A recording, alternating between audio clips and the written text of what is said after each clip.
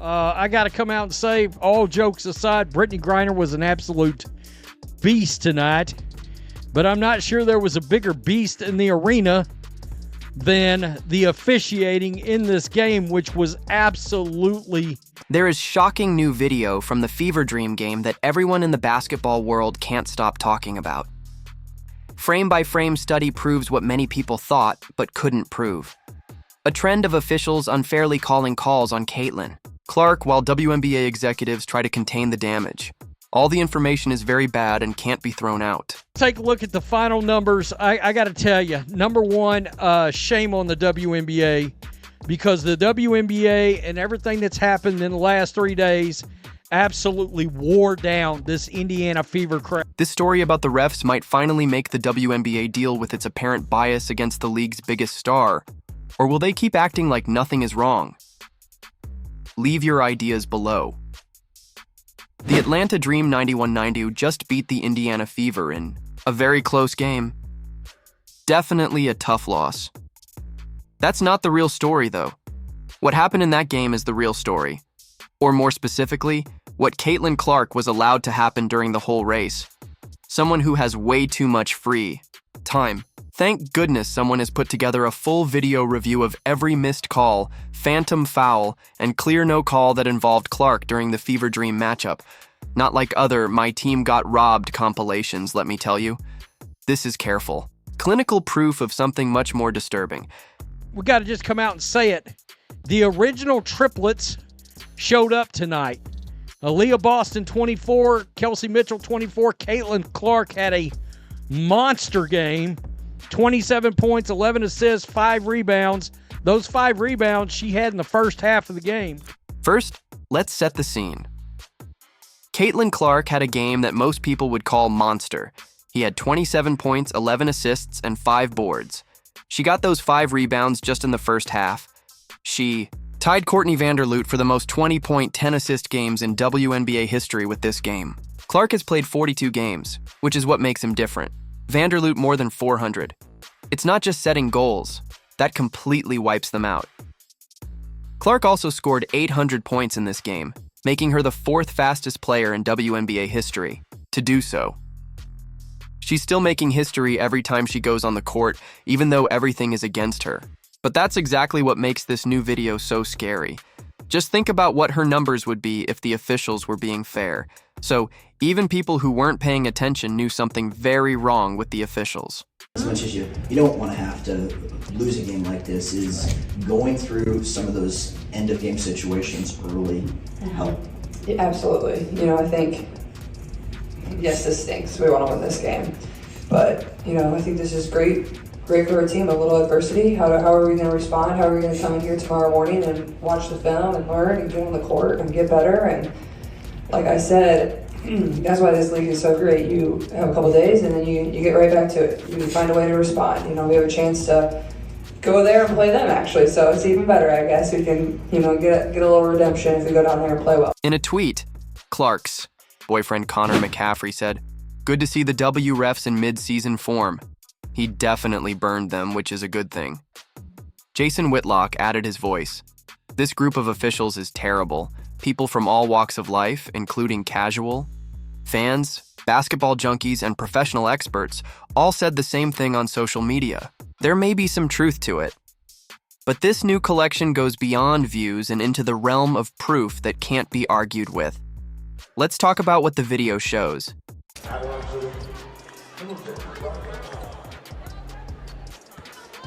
Boston continues to show her frustration.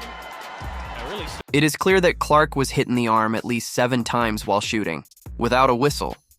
Not close calls, but clear contacts that would be made for anyone else in the game. Defendants have hit her shooting elbow, swiped across her arms, and on one play, she was basically grabbed from behind while trying to make a layup. Clark is knocked to the ground during a 3-point attempt in one especially bad play, with the defender clearly making contact with her landing area. A clear case of one foul under the present rules that are meant to protect shooters. As if that wasn't bad enough, there wasn't even a shared foul. As Clark got up from the ground, the game went on. The defense is the next part. There were 4. Different times in the video clip when Clark was called for ticky-tack fouls while playing straight-up defense. In one picture, she is standing still with her arms straight out in front of her. The Dream player makes the first move, and Clark is whistled. Here's how to play basketball. Position has been taken by the vertical defender. Still, the whistle works against her. The most damning thing about this video is that it shows how the same actions are judged in very different ways based on who is involved. There is a picture of Clark fighting through a screen next to a picture of a Dream player, doing the same thing. Clark is given a foul. The Dream player doesn't have one. The officials were completely different, but the activity and amount of contact were the same. The norm. The most worrying thing about this is that it doesn't look like a chance event. Randomly bad calls would make both teams worse and better. There's no chance in this. It looks planned out and aimed. The WNBA should be scared about this because this compilation isn't just going around among hoops fans. It is becoming popular. Even two-time Masters champion Bubba Watson, who was there, didn't understand what he was seeing. It's a big problem when famous people from other sports notice that the officials aren't doing their jobs right. Let's get one thing straight. In basketball, you have to play defense. No one wants Clark to get special treatment or for her supporters to not be able to protect her properly. People want things to be the same every time. Every player on the court had to follow the same rules. That's not going to happen now. And this new video footage proves it beyond a doubt. The question now is why? Why would the WNBA seem to be going after the league's biggest star? From a business point of view, it doesn't make sense. Clark is giving the league attention like never before. Arenas are giving away tickets. TV numbers are through the roof. Why cook the golden goose? The ideas range from good to evil and even suspicious. Some say it's just some old-school basketball mindset. Make the young star work for her fame. But before she gets calls from veterans, that might have made sense during Clark's first season, but now she's well into her second year and breaking records all the time. The time for paying dues should be over. Others say it's more likely that Clark's effect on the game is being controlled by someone in the WNBA. That doesn't make sense until you look at what the league has done and said in the last year. It looks like Clark's fame is making some people in power uncomfortable. It's almost like they don't want one player to become so much bigger than everyone else. The most convincing proof for this idea comes from the WNBA's own broadcast partner. During a recent studio segment, an analyst said by mistake that they had been given talking points on how to talk about Clark. Remember what they told us about balancing the Clark coverage with before they were cut off? Was caught on the hot mic. That's not just a guess. That took place on TV. Talking points are being passed around about how to talk about Caitlin Clark. Now, this new footage makes it look like the managers might go beyond what the media says and into the game itself. That's when this becomes a big problem for the league's honor. So far, there has been no reaction from the WNBA. There were no words expressing concern about the officiating. Nothing was said to explain the obvious differences. It's not even the norm. We're going over the game that leagues usually give when calls are questioned. Nothing but silence, which is generally the worst thing to do in a crisis.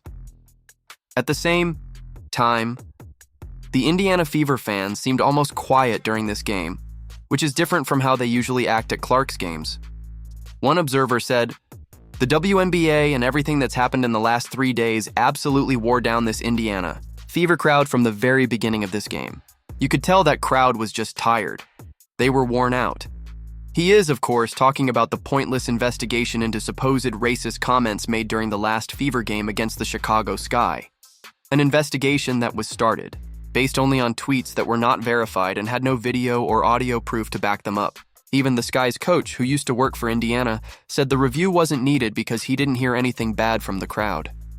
By the way, that probe is still going on, and the WNBA said they have no idea when it will be over.